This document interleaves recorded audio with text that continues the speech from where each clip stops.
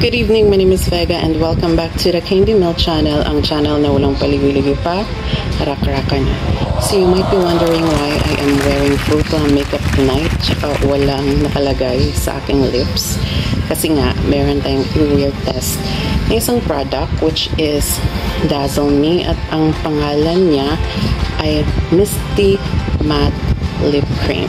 Isang madali ang review lang ito or isang madali ang video at saka meron pa akong dalawang shades ng Misty Matte Lip Cream.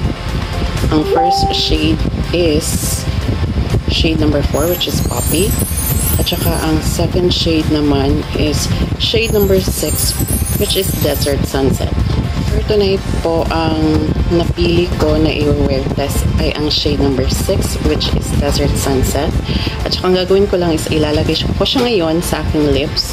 At saka later on kasi mag-exercise pa ako, iinom ko ng tubig, gamot na i-take ko.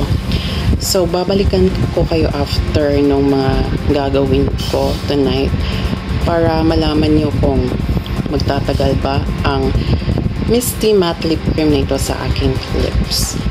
So, wag na tayong magtumpik-tumpik pa. Ilalagay na natin ang product. Tsaka ito pang kanyang wand.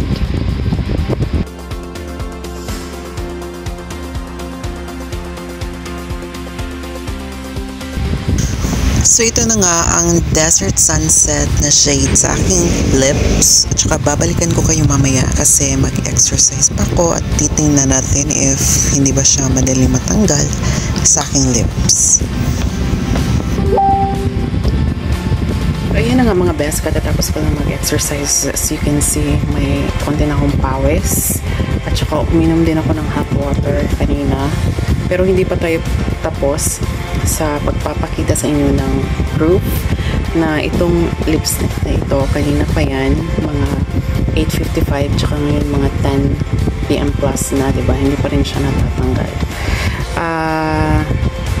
Siguro dito sa gitna, may konting natatanggal kasi sa pag nguyang-nguya ko yan, pero yung part na dito ay intact pa rin. So, isa sa mga claim nila ay ang matte lipstick na ito ay kiss proof. So, papakita ko sa inyo if kiss proof pa talaga. So, ito po yung arms ko. I-kiss lang natin. Diba? As you can see, walang nagta-transfer. Tsaka, iinom ako ngayon ng gamot ko. Iinom tayo ng hormones. Gagamit tayo ng tubig kasi waterproof daw itong matte lipstick na ito. So, i-proof natin yan sa inyo.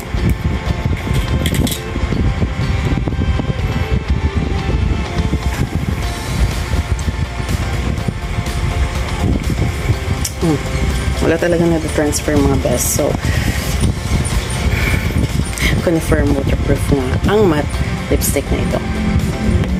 Yun na nga. So, I would definitely recommend you to try this matte lip cream kasi nagustuhan ko siya. Hindi siya mabigat sa lips. Hydrating din siya. Walang medyong crack na namumuo. At saka hindi siya yung ibang matte lipstick na kapag ilalagay mo ay parang hindi ka na makapagsalita kasi parang nagiging stiff na yung lipstick mo dahil sa nilagay mo na matte lipstick or matte cream. So, nagustuhan ko siya. I would definitely buy this product again if maubos.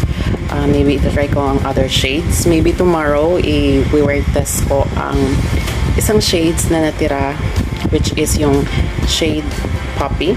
Ito-try ko yan bukas kasi pupunta kami sa Mabinay bukas. So, yun lang kami pupunta ng Mabinay. Tsaka, sinabi ko sa last clip, diba, ay try out ko ang shade na Poppy. So, i-wear test natin siya ngayon. Tingnan natin if maganda ba ang kulay niya. Tsaka, babalikan ko kayo later if may time ako para i-update kung nahuhulas ba ang matte lip cream or nag-i-improve siya sa aking lips.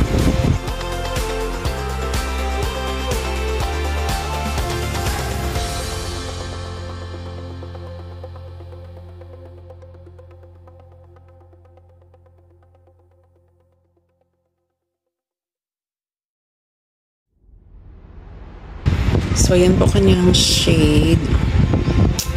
So, gusto ko shade na to. Napaka orangey na may pagka-red na may pagka-neon. So, try ko pong bumalik mamaya. See you on my next video clip. Bye! So, andito na nga kami sa Mabinay after 1 hour of travel. So, ito na nga ang current situation ng lips ko. Ang hindi ko lang gusto sa shade na ito is that kapag kumakain ka ng oily ay nagtra-transfer yung kanyang shade sa baso or plato o kutsara. So, yun lang po ang lahat na masasabi ko sa review nito sa matte or misty matte lip cream from Dazzle Me. See you again on my next video.